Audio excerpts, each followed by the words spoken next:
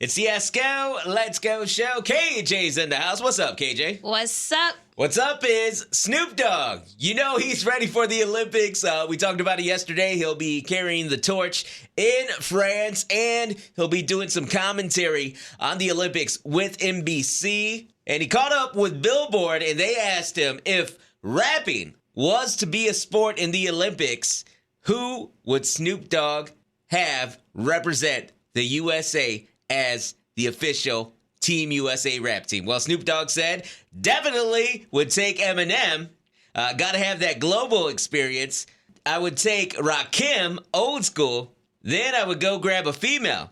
I'd go grab Queen Latifah, just so that way I got some royalty. Then naturally, I gotta go with Snoop Dogg. Gotta have Snoop Dogg on the team. He says, dream team, let's go. So what do you think about Snoop Dogg's rap dream team for any possible rapping in the future Olympics? You know, it's not a bad team. I am shocked that he didn't say Dre. I thought he was going to have Dr. Dre on his team. Well, if you need somebody to produce the beats, then you gotta have Dre. Yeah. You gotta have Dre. Who else? Is there anybody else you would like to represent the USA in the rap Olympics? I'm going to throw Kanye in there. Oh, you gotta throw Kanye in there. See, also to him. See, but Kanye's gonna show up late. Yeah. Then again, yeah, Kanye might mess it up. Dude, see what I'm saying? That's you gotta show up on time. Otherwise, you're just gonna get us disqualified. The guy never shows up on time.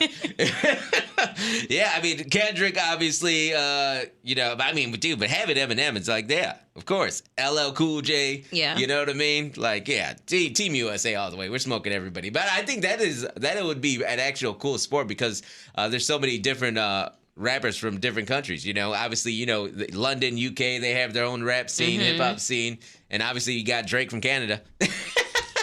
So he's a one-man band. Maybe he'll get Bieber to do some rapping. They got a good team. They got talent. They got Drake. They got Bieber. They got The Weeknd. I didn't mean The Weeknd. We heard him rap a little bit, but he was dissing Drake, so that wouldn't be a good team.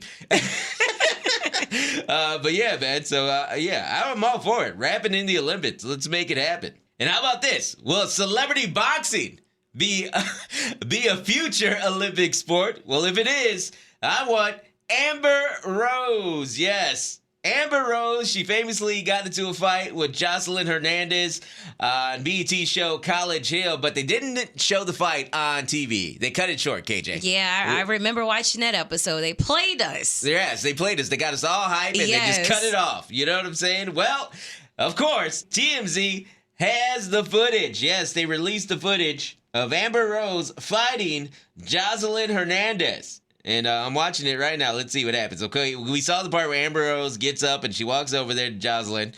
Let's see. Boom! Right hand. And she's dropping a hammer fist on her. Oh, she's got her. Right hand. Oh, man. Gee, hey, Amber Rose wasn't lying. She whipped her. Yeah.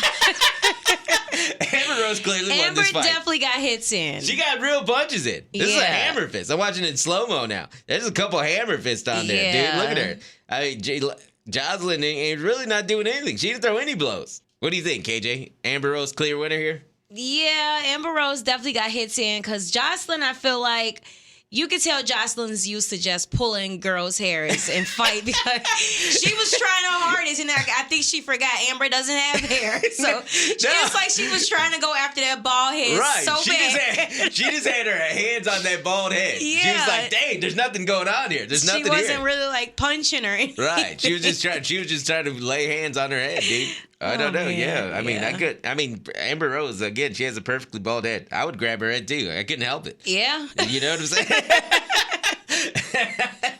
But yeah, no, Amber Rose, clear winner. So, wasn't Joseline trying to say like she won the fight? Yeah. Her Drink Champs interview, she acted like she did some damage. She didn't do anything. Yeah.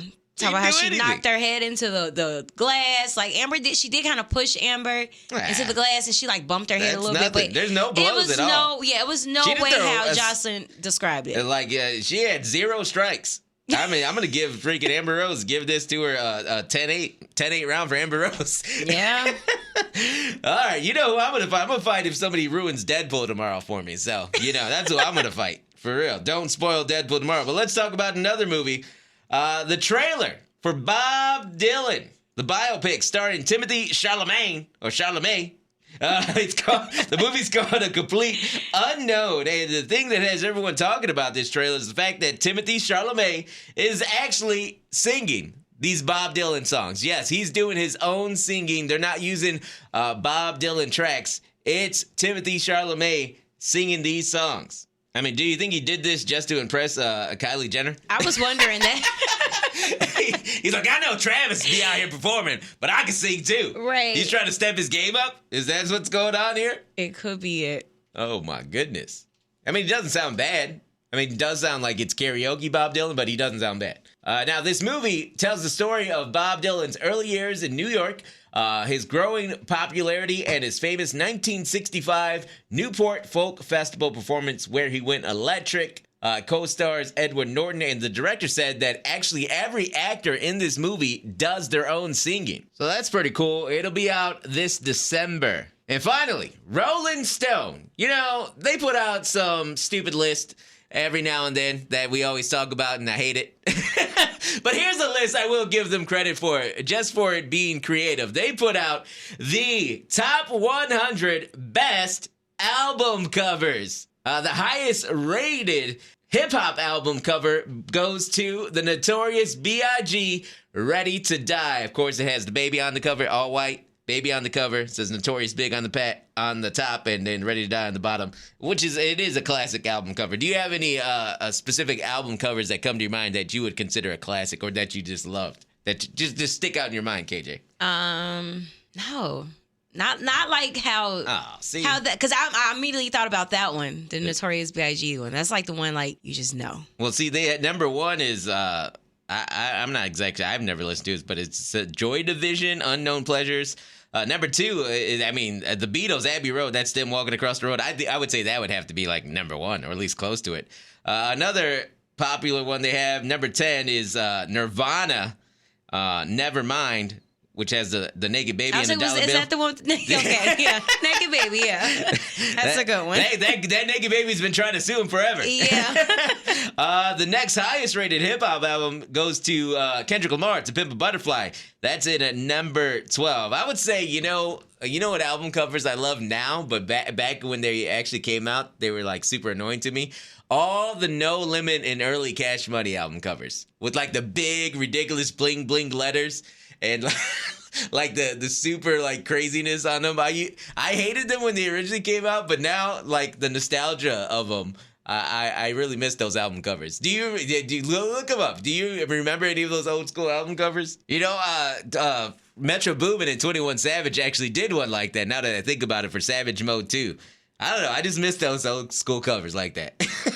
Yeah, now that you say it, they did look like they were so ridiculous. Yeah, they look like ghetto, like mixed hit covers.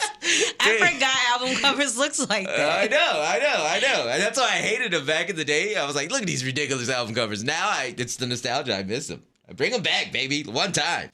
Hey, thanks for listening to Celebrity Nonsense with me, Esko. Let's go. Make sure you follow my podcast and check out my YouTube channel. You can subscribe. It's the same, ESKOLETSGO.